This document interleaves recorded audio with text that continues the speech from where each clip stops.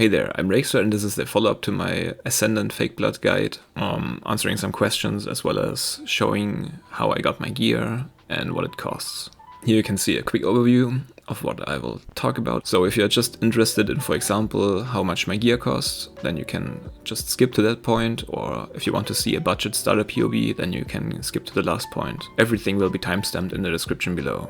Alright, so why I named this build Fakeblood is because I'm permanently sustaining 4 flasks, but it's better actually than Mage Blood because we can also sustain unique flasks. And so it's kind of just a wordplay, Mage Blood, Fake Blood. And it's an homage to Methyl and his Fakener build. Now I'll quickly reiterate how we can sustain 4 flasks without being in combat. You need all these flask gain modifiers that you can see on screen right now, which is Traitor from the Keystone and the Pathfinder Ascendancy, as well as the Flask Mastery. Now here's the most important flask, the All Rough flask. We have to sustain this flask permanently so that we can deal damage to ourselves without actually taking damage.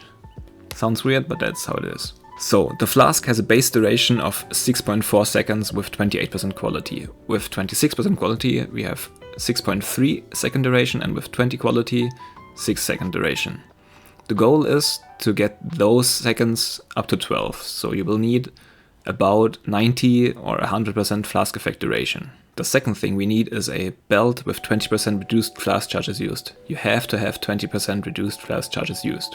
So now I get to the flask charges that we gain from the Traitor Keystone 4 charges every 5 seconds, and from the additional Mastery and Ascendancy we get another 4 every 3 seconds. We then need 100% charges gained to sustain the flask permanently. I tried to visualize it here somehow.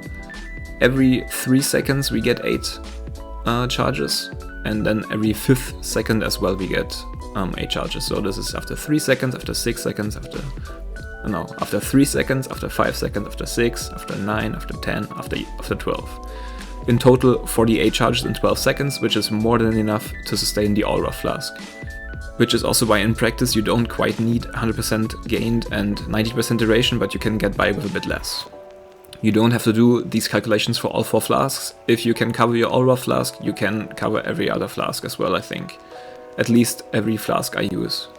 Again, we take damage via a Heartbound loop ring and having skeletons on cast when damage taken, as well as a Forbidden Rite on cast when damage taken.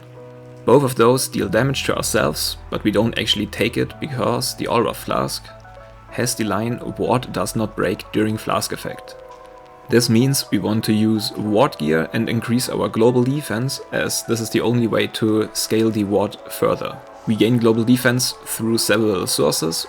We definitely use a Skin of the Lords or a Skin of the Loyals with 100% increased global defense. We use the Staff Mastery for another 30%, and we use a Talisman for up to 25% or an Eyes of the Great Wolf for up to 50%. Alright, for the gameplay what you do at the start of every map is you use all your flasks, then you weapon swap, and then you can turn on Righteous Fire. After that you just walk and use Phase Run and Flame Dash. Phase Run is also the reason why we need Frenzy Charges, or a way to generate Frenzy Charges in the build. Frenzy Charges make your Phase Run stay up indefinitely. For bosses you pop Wall Righteous Fire. The only thing that you have to pay attention to is that you stay in the sweet spot for the second form of Ice Spear, so you can't get too close to the bosses. Alright, I tried to show the perfect, like what I mean with sweet spot. You have to be far enough so that the Ice Spear starts going fast, so it's around here. And this is also a nice DPS demonstration of the build. Alright, I'll stand too close this time. Hopefully he doesn't teleport right away, and you will see that the DPS is way worse if you are too close and the Ice Spear doesn't go into the second phase. And you can actually tank that beam. Because the Heartbound loop deals physical damage, you can't have any armor or physical mitigation. Well, technically you can have some physical mitigation, as I myself have a minimum endurance charge, but you have to calculate again if everything still works out fine. I won't do the calculations for cast when damage taken in this video, you can just check out the build guide for this one. This is also the reason why we can't have Headhunter in this build. If you get armor, your loop just doesn't work anymore. Now for the amulets. In my first video I had this Eyes of the Great Wolf, which I still think is a great choice. It gives us the most ward and it gives us quite a lot of damage. By now though, I have swapped to this talisman over here, because I needed the resistances, the life is also nice, as well as the frenzy charge generation.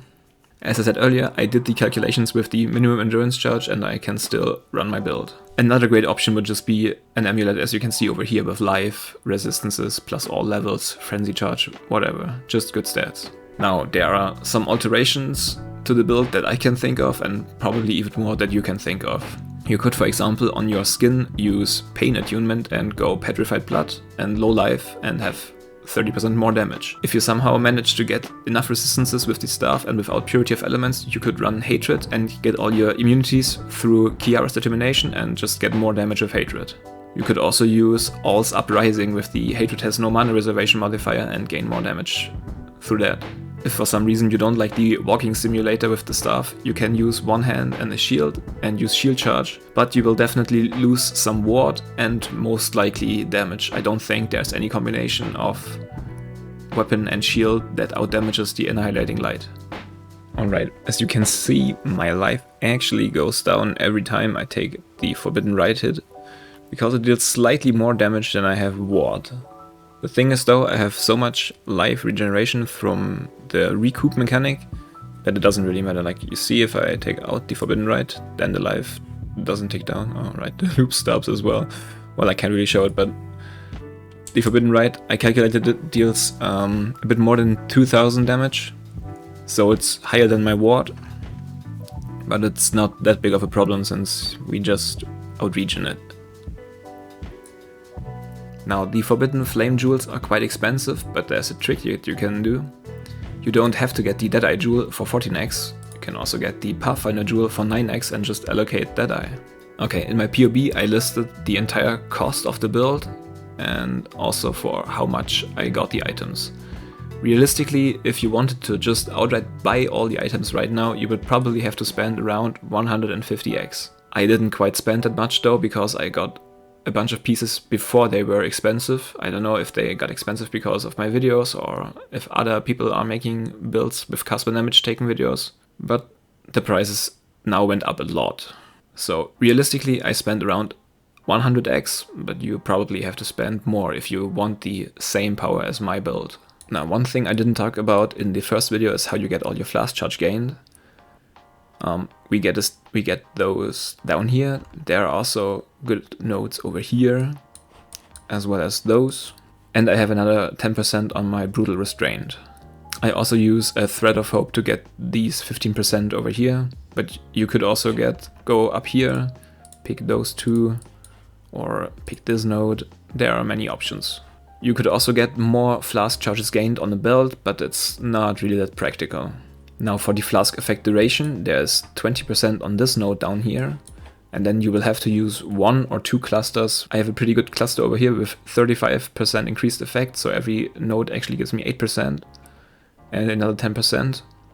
But many of you will just have to use 2 flask effect clusters. I also have a bunch of flask effect on my belt. For the helmet, you don't actually want the Freezing Pulse enchant, you want an Ice Spear enchant, preferably with the plus projectile I think there is, but I just don't have it yet. For even more damage, you could use a Skin of the Loyal with +2 projectiles instead of a Skin of the Lords, because you can simply allocate Unwavering Stance, or maybe even get by without Unwavering Stance. On the boots, you want to get Disenchantment because you are always getting hit. I don't know if it's Forbidden Rite or the Skeleton Death, but one of those two things always hits you. You want lightning damage anywhere on your gear because the Elementalist node has shocks from a hit always increase damage taken by at least 10%. This means as long as you deal any kind of lightning damage with a crit, you always shock, even if the damage isn't high enough to usually cause a shock. If I didn't have lightning damage on my ring, I could have it on my helmet with the new implicits. For the power charge generation, you definitely want to have the Stormrider notable. Sadist is a great option because it gives us 40% increased damage, and the build doesn't have that much increased damage. As you could see in my videos, we can just run Righteous Fire for free, and the reasoning behind this is because we have a bunch of damage taken recouped as life. This recoup mechanic gives us, I think, around 4000 life per second. This is also how we sustain our immense mana costs. If you want to be completely bleed immune, you can get the Corruption on the Heartbound loop. Alright, so this is the absolute minimum budget and minimum level requirement for the build to work. You have to be level 70 anyways to equip all of your items.